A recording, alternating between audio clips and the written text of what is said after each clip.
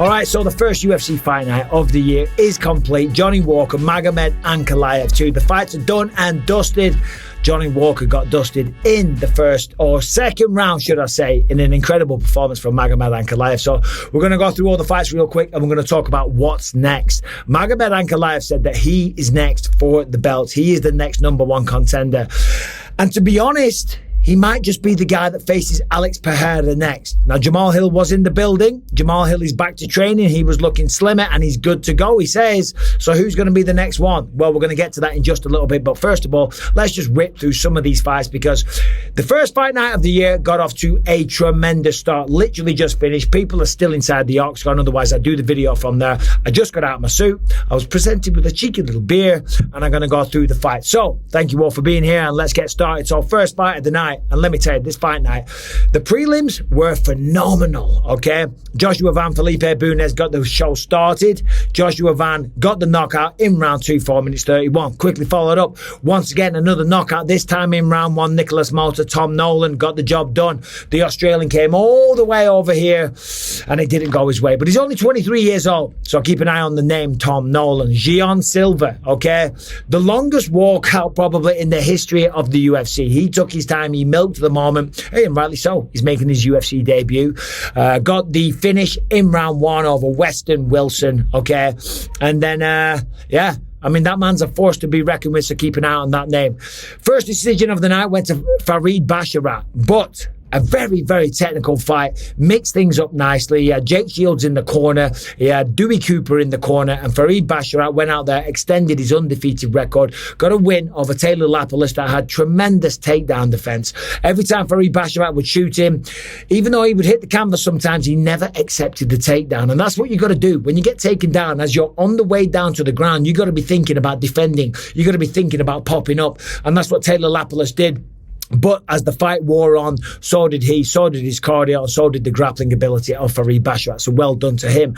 Marcus McGee got the job done over Gaston Bolaños. Got a beautiful spinning wheel kick stoppage in round 2. Fantastic work from Marcus McGee. Keep an eye on that name because you'll be hearing more about that. And then in the prelim headliner, Preston Parsons defeated Matthew Semmelsberger by a decision, out-grappling the man, finished the fight, should I say, in full mount, raining down massive punches and elbows. A good performance from him. So let's get to the main card. So the main card started with Waldo Cortez Acosta defeating Andrei Arlovski via decision. Now, Andrei Arlovski is a legend of the game. He's been around since the year 2000 in the UFC alone. Of course, he's fought for other promotions. He's 44 years old, 45 next month, and so am I, sadly.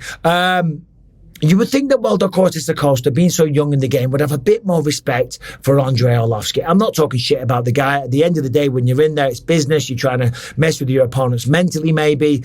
But he was, you know, he was taunting him. He was dancing. He calls himself the salsa boy. That's fair enough. But he was messing with him. He was being kind of disrespectful. But at the end of the day, we're trying to knock each other out. So who gives a goddamn?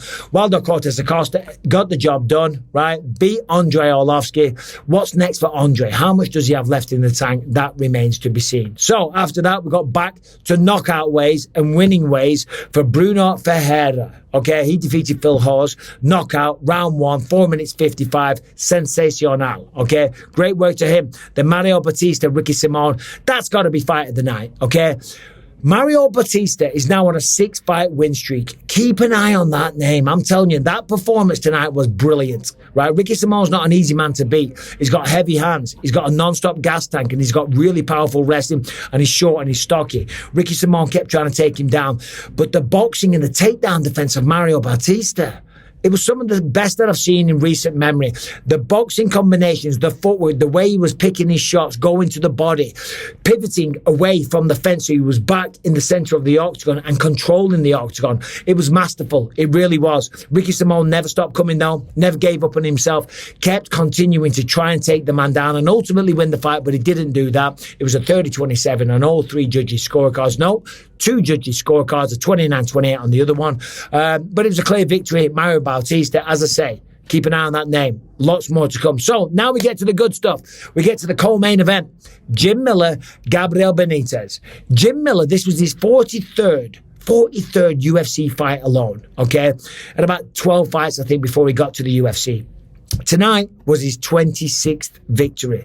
I believe it was his 20th submission. I mean, the man is a legend personified. It was an absolute honor, as I said to him, interviewing him in the octagon. The man just carries himself with so much grace. He's such a legend. He's such a class act, right? There's never any controversy. He never misses weight. He's just a good human being. And the way that he fights still, this long in the tooth and still putting on performances like that, absolutely destroyed the legs of Gabriel Benitez. His lead leg, the thigh, it was black and blue. I'll guarantee Gabriel Benitez is not walking tomorrow. Now, fair play to Benitez. He showed up. There was no quitting him, and he landed some shots. Jim Miller's face was all kind of bust up. It was red and marked up, and he'll be sore tomorrow as well. But regardless of him being sore, he's still down to fight on UFC 300, and he might just go up against my commentator partner, Paul Felder, okay? Felder might be coming out of retirement. Jim Miller spoke about it on the microphone, okay? Well, UFC 300's coming up. So, I got 3 months, to heal up and stay in shape and stay ready. So it's just kind of finding an opponent at this point. There are a couple names that have been thrown out that have, intrigued me a bit. One of them sitting at the desk, Paul Felder. I think that'd be a fun fight. I got the most finishes at lightweight. And I, for one, would absolutely love to see that, okay? It's not too long of a turnaround. It's about 3 months, 4 months, 3 months. 3 months. If anyone can do it, Jim Miller can do it. And what an absolute legend he is. And him versus Paul Felder, two veterans of the sport, okay? The most fights in the history of the UFC, of course, going to Jim Miller. 43 fights in the UFC alone. That's insane. I think I had 30 or 29, right? And that's a lot. 43?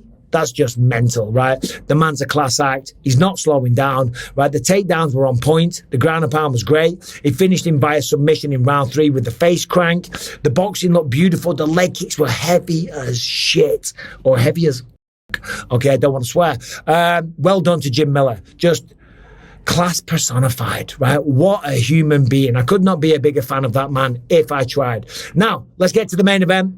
The main event for a reason. 4 over 5 rounds, the rematch between Magomed Ankalaev and Johnny Walker, okay? There was a bit of heat coming into this one. We know the first time it was a no contest because of the illegal knee from Magomed Ankalaev. Now, when the fight started, I spoke to Johnny Walker the other day. He said, Magomed can't take me down. That gives me even more confidence. And when Johnny Walker walked out, he looked big, he looked huge, and he looked relaxed. And he looked true to his word. He did look like he wasn't going to be intimidated. He did look like he was going to go out there and throw with reckless abandon. And that's what he did, right? He threw a lot of spinning stuff, spinning wheel kicks, axe kicks, spinning back fists, all the rest of it. Whereas Magomed Ankalaev stuck to the basics. He stuck to the fundamentals. Now, for one, for Johnny Walker, spinning that often, that frequently, against somebody with the wrestling pedigree, look at this bloody hair, against somebody with the wrestling pedigree of Magomed, that's a dangerous thing to do, because anytime you present your back, you can get taken down. But we didn't even see Magomed Ankalaev go for a takedown, right? And I didn't think he would either. I even said that on commentary because he kind of struggled in the first fight. So he probably thought, you know what, I'm just going to do it with these bad boys because they're very, very effective. He let Johnny Walker kind of get out that nervous energy, kind of empty the tank, act like a spaz, do your thing, throw everything but the kitchen sink at me, and I'm just going to let you calm down, get that out of your system, and then go to work. That's exactly what he did in round 2, landed a beautiful right hand. Before he did that, though, he was landing nice leg kicks, he was softening him up, and he was starting to mentally take over the fight, right? Johnny Walker seemed at the start like he wasn't intimidated, and he wasn't, but as the fight progressed, you could see the look and the confidence and the arrogance, if you will, and I don't mean that in a detrimental way. You could see the confidence just kind of diminishing as the longer the fight went, and it only got to round 2, and as I say, he was picking his shots, he was working the body, he was damaging him with low kicks, and then boom, picture perfect right hook on the button, drop Johnny Walker hard, and then bang, one more follow-up shot. That caused, well, first of all, it caused a massively broken nose for Johnny Walker, definitely broken, and he just went into a defensive shell on the ground. Now, Mark Goddard, shout out to Mark Goddard, one of the best refs in the business, he stepped in straight away, okay? And some people might have thought it was an early stoppage. Well, he got dropped. He was like this, and all that would have happened would have been 2 or 3 more punishing shots from Magomed Ankalaev. Okay, so that was that. That was all she wrote. And both these men said this week, whoever wins this fight, I'm fighting for the belt next. Okay, and they've certainly got a good case, and this is what I mentioned at the start of it. So the champion right now is Alex Pereira. He got the shot against Yuri Prochazka because Jamahal Hill tore his Achilles tendon playing basketball, as we know. Now, Jamahal Hill, we don't know when he's coming back. I did speak to him tonight. And I think, if I'm not mistaken, he did favour Johnny Walker to get the job done. However, Magomed Ankalaev proved him wrong. He went out there and finished it with relative ease in round 2. So he called for a title fight on the microphone, put me in an awkward position. He said I should fight for the belt next. The most important thing is I am ready to fight for the title. I have 10 victories in a row. It's been a long time. I'm worth it. Give me that fight for the title now. Well, I certainly think that you deserve it, but I don't make those calls. And I'm like, well, yeah, you kind of should, but Jamahal Hill's in the building, and I don't want to be calling out fights and creating fights because I do not have that authority. And anytime you're doing an interview through a translator, it's a little bit difficult. The flow doesn't flow quite as well. But he is right there. And if it's not a title fight, I don't know who else it should be. Let me just look at the UFC rankings. I mean, to be honest, he has established himself as the next guy. It's as simple as that. Yuri Prochazka, I think, is fighting Alexander Rakic, so it's neither of them. Jamahal Hill. If it's not Jamahal Hill, because I do believe that he would have more of a right being the champion, relinquishing the belt, and now on the road to recovery. Maybe it will be Jamahal Hill. If not, it's going to be Magomed Ankalaev. But who would you rather see? And what did you think of Jim Miller? And what do you think about him calling out Paul Felder and them two fighting at UFC 300? I, for one, would love to see it. I actually said to Paul Felder, I said, you got to do it, buddy. I said, you will live in regret. He's still running. I was in the gym this morning. I did 4 miles. I did a little circuit before I came here. Paul Felder did 8 miles on the treadmill. He's always training for triathlons and stuff like that. He's still in shape. He's still able-bodied. He's still able to do it, and he's still got that fire. I said, Paul, if you don't do this, you will regret this for the rest of your life. So there's a very good chance that that fight might just happen. Outside of that, Magomed Ankalaev, do you want to see him fight for the belt next? Because outside of him, I don't know who else it would be. Let me just look at UFC rankings and just see if there's anyone else, because I don't think there is. I don't think there's anyone else more deserving, as I just bring up the athlete rankings here. So, light heavyweight, Alex Pereira, Jamahal Hill at 1, Prochazka 2, Ankalaev at 3, Blachowicz 4, Rakic 5, Krylov 6. Yeah, there's no one else. There really isn't. So, what do you think? Alex Pereira ain't going up to heavyweight and fighting Tom Aspinall. I know that's been talked about, spoken about, joked about. Tom Aspinall would use the wrestling to great effect. He might even knock him out on the feet, okay? He's got a habit of knocking out fearsome strikers. Look at what he did to Sergey Pavlovich. But still, I hope you enjoyed the first UFC Fight Night of the year. Thank you for watching this video. If you haven't subscribed and rung the bell, then what the hell are you goddamn waiting for? Get that done. Push that button. Enjoy the rest of your weekend. And I'll see you on Monday with another video. Let me know in the comment section what kind of videos you want to see, what kind of list, what kind of top 5s. Give me some inspiration. Ask and you shall receive. Enjoy your night. See you soon.